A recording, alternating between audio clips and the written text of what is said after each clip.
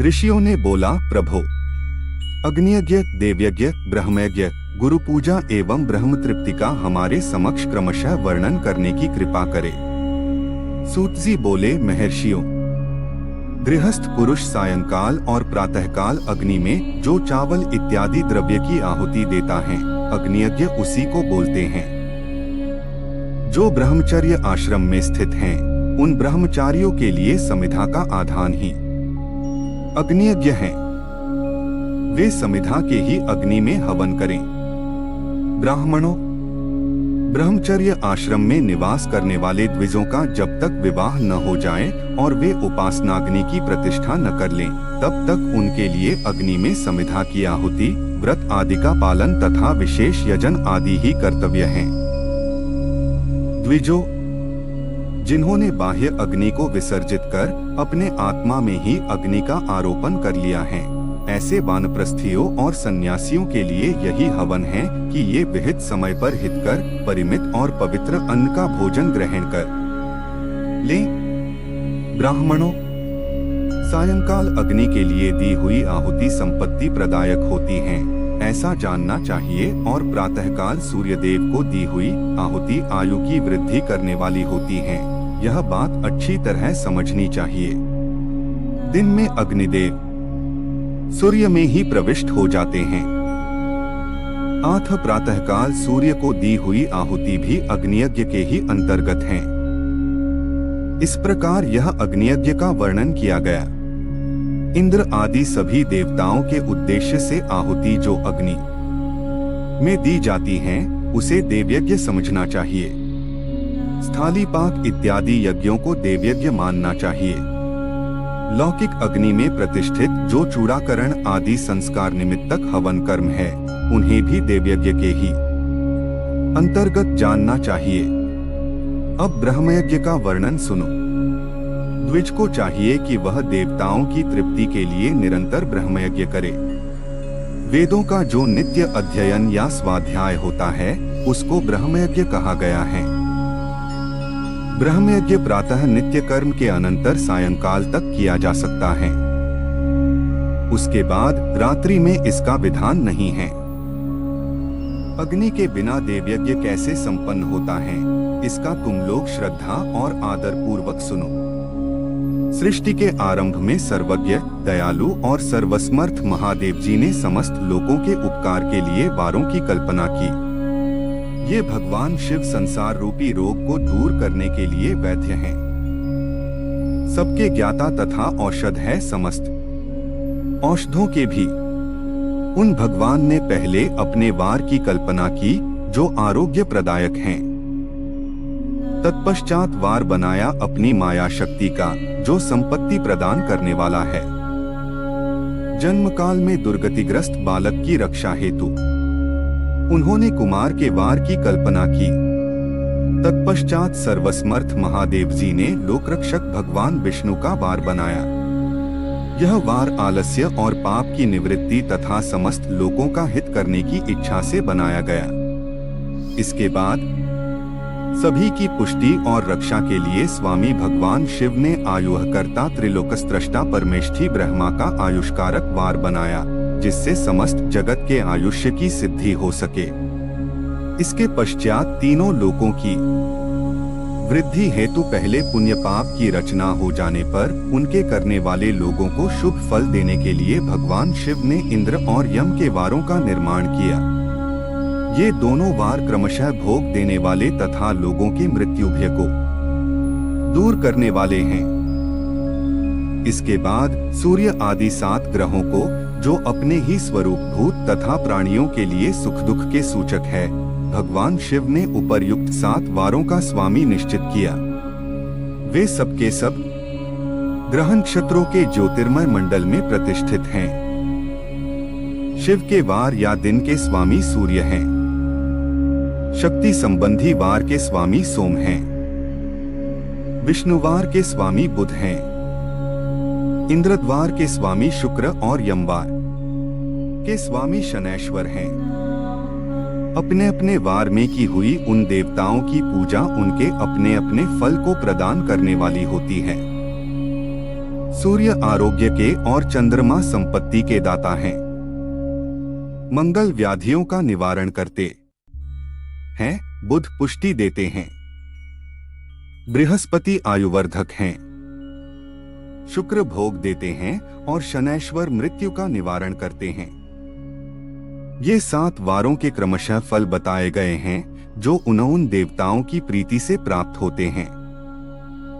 अन्य देवताओं की भी पूजा का फल देने वाले भगवान शिव ही हैं। देवताओं को प्रसन्न करने के लिए पूजा की 5 प्रकार की ही पद्धति बनाई गई। पहला प्रकार उन देवताओं के मंत्रों का जप है।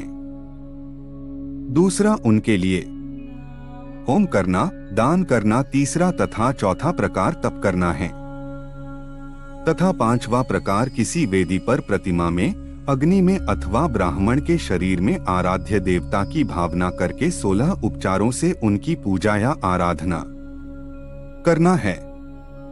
इनमें पूजा के उत्तरोत्तर आधार श्रेष्ठ हैं। पूर्व के अभाव में उत्तरोत्तर आधार का अवलंबन करना चाहिए।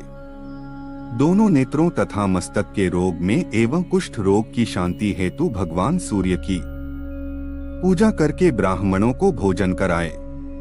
तदनंतर 1 दिन, 1 मास, 1 वर्ष अथवा 3 वर्ष तक लगातार ऐसा साधन करना चाहिए। इससे यदि प्रबल प्रारब्ध का निर्माण हो जाए तो रोग एवं जरा आदि रोगों का नाश हो जाता है।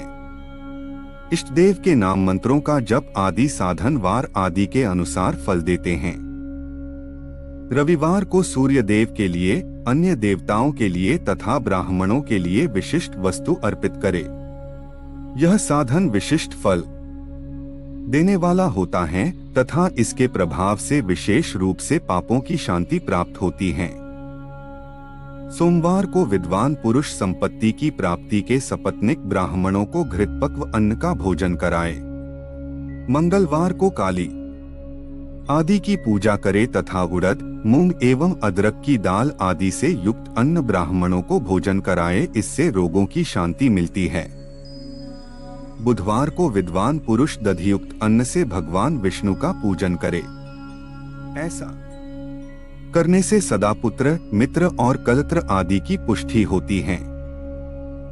गुरुवार को देवताओं की पुष्टि के लिए वस्त्र, यज्ञोपवीत तथा घृत मिश्रित खीर से यजन पूजन करे। इससे दीर्घायु की प्राप्ति होती है। भोगों की प्राप्ति के लिए शुक्रवार को एकाग्रचित्त होकर देवताओं का पूजन करे और ब्राह्मणों की तृप्ति के लिए षड्रस युक्त अन्नदान दे। इसी प्रकार स्त्रियों की प्रसन्नता के लिए सुंदर वस्त्र आदि का विधान करे।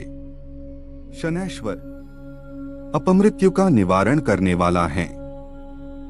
उस दिन बुद्धिमान पुरुष रुद्र आदि की पूजा करे। तिल के होम से, दान से देवताओं को संतुष्ट करके ब्राह्मणों को तिल मिश्रित अन्न भोजन प्रदान करे। जो इस तरह देवताओं की पूजा करेगा वह आरोग्य आदि फल का भागी होगा। देवताओं के नित्य पूजन, विशेष पूजन, स्नान, दान, जप, होम तथा ब्राह्मण तर्पण आदि में एवं रवि आदि बारों में विशेष तिथि और नक्षत्रों का योग प्राप्त होने पर विभिन्न देवताओं के पूजन में सर्वज्ञ जगदीश्वर भगवान शिव ही उन देवताओं के रूप में पूजित हो सभी लोगों को आरोग्य इत्यादि फल प्रदान करते हैं। उन लोगों को आरोग्य आदि फल देते हैं जो देश, काल, पात्र, द्रव्य, श्रद्धा एवं लोक के अनुसार उनके तारतम्य क्रम का ध्यान रखते हुए महादेव जी आराधना करते हैं।